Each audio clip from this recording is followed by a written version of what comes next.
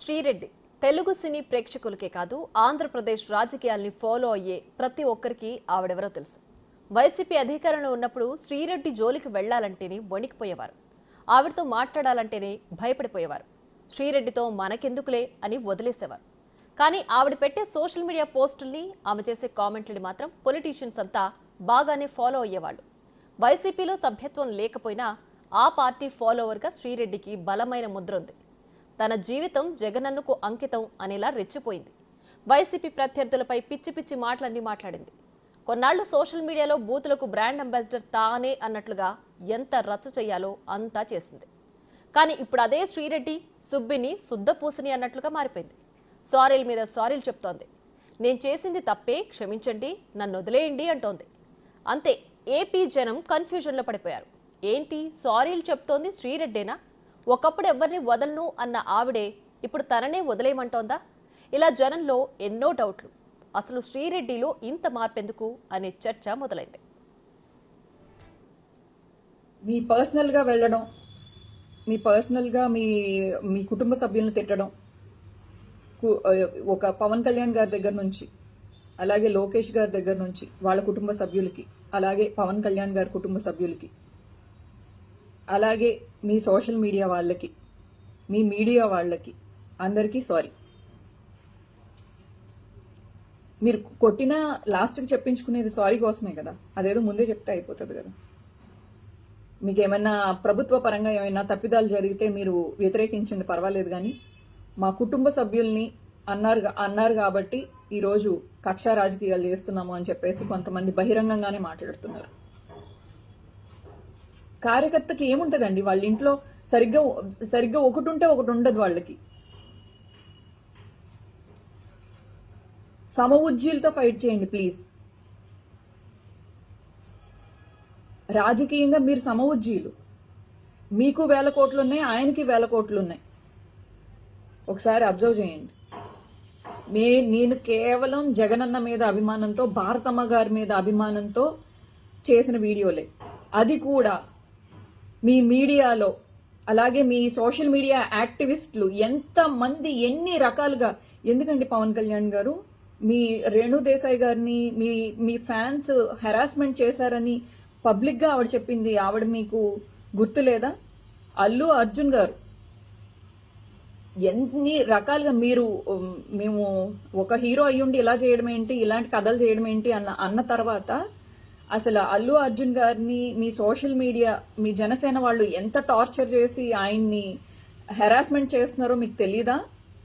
మీ family వాళ్ళని, మీ వాళ్ళు, కానీ వాళ్ళ మీద కేసులు ఉండవు. మీకు సారీ. అలాగే మీ అమ్మగారికి, మీ భార్య గారికి సారీ. అలాగే అనిత గారు సారీ. అలాగే పవన్ కళ్యాణ్ గారు సారీ. మీ కుటుంబ సభ్యులకు కూడా సారీ. నా కుటుంబాన్ని దృష్టిలో పెట్టుకుని, అలాగే నాకు భవిష్యత్ ఏమీ లేదనుకోండి, నేనేం పెళ్లి పెటాకులు ఇవన్నీ అని అనుకోవట్లేదు. నా వలన నా ఫ్యామిలీకి ఇబ్బంది రాకూడదని చెప్పేసి, అలాగే మేమైతే జగనన్న అయితే విడిచిపెట్టలేమండి, ఇదైతే క్రిస్టల్ క్లియర్. ఏపీలో కూటమి ప్రభుత్వం అధికారంలోకి వచ్చాక వైసీపీ హయాంలో సోషల్ మీడియాలో రెచ్చిపోయిన వాళ్ళందరి తాట తీస్తోంది. చంద్రబాబు, పవన్, లోకేష్తో పాటు వారి కుటుంబ సభ్యులపై అసభ్యకరంగా, అనుచితంగా పోస్టులు పెట్టిన వాళ్ళందరిపై వరుస పెట్టి కేసులు నమోదవుతున్నాయి. అప్పుడు అడ్డు అదుపు లేకుండా అడ్డదిడ్డంగా పోస్టులు వేసిన వాళ్ళంతా ఇప్పుడు పోలీస్ స్టేషన్ల చుట్టూ తిరుగుతున్నారు. కొందరైతే జైల్లో ఊచులు లెక్క పెడుతున్నారు. కొన్నాళ్లుగా ఏపీలో ఈ సోషల్ మీడియా అరెస్టుల మీదే నడుస్తోంది రాజకీయం. చివరికి రామ్ గోపాల్ వర్మ, పోసాని కృష్ణమురళి పైన కేసులు నమోదయ్యాయి. ఇలాంటివన్నీ రెగ్యులర్గా ఫాలో అవుతున్న శ్రీరెడ్డి అలాంటి వాళ్లకే తప్పలేదు, ఇక నన్ను మాత్రం వదిలేస్తారా అని గట్టిగా అనుకున్నట్లుంది. అందుకే 1కి 100 సార్లు క్షమాపణలు అడుగుతోంది. ఏ సోషల్ మీడియా వేదికగా తను రెచ్చిపోయిందో ఇప్పుడు అదే సోషల్ మీడియా ప్లాట్ఫామ్స్లో తప్పైపోయిందంటూ బహిరంగ క్షమాపణలు చెప్తోంది. అన్నా వదిలేయండి అంటూ వేడుకుంటోంది.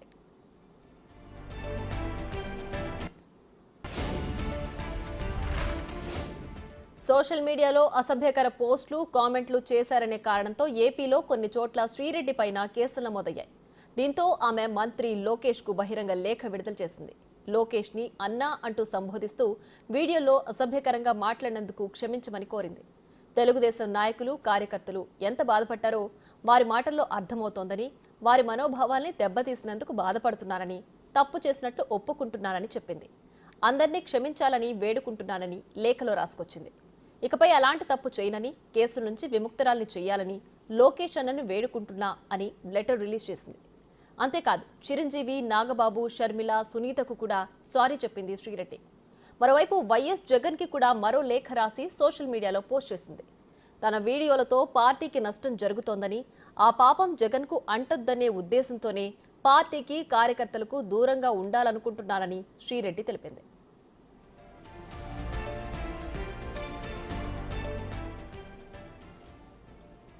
అయితే ఇక్కడ మరో ట్విస్ట్ ఉంది. వైసీపీ కోసం ఇంతలా గొంతు చించుకున్న శ్రీరెడ్డితో తమకు సంబంధం లేదంటున్నారు వైసీపీ నేతలు. శ్రీరెడ్డి ఎవరో తమకు తెలియదంటూ మాజీ మంత్రి గుడివాడ అమర్నాథ్ ప్రెస్ మీట్లో కుండ బద్దలు కొట్టేశారు. ఆమెకు వైసీపీతో సంబంధం లేదని చెప్పారు. ఇది విన్నోళ్లంతా షాక్ అయిపోయారు. ఎన్నికలకు ముందు వైసీపీ కోసం సోషల్ మీడియాలో బూత్ డైలాగులు దంచింది. ఊచకోతలకు వస్తామని హెచ్చరించింది.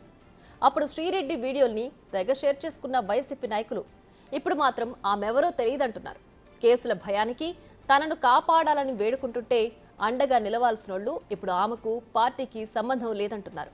ఈ ఎపిసోడ్ చూశాక సోషల్ మీడియాలో ఎంత జాగ్రత్తగా ఉండాలో అందరికీ అర్థమవుతోంది.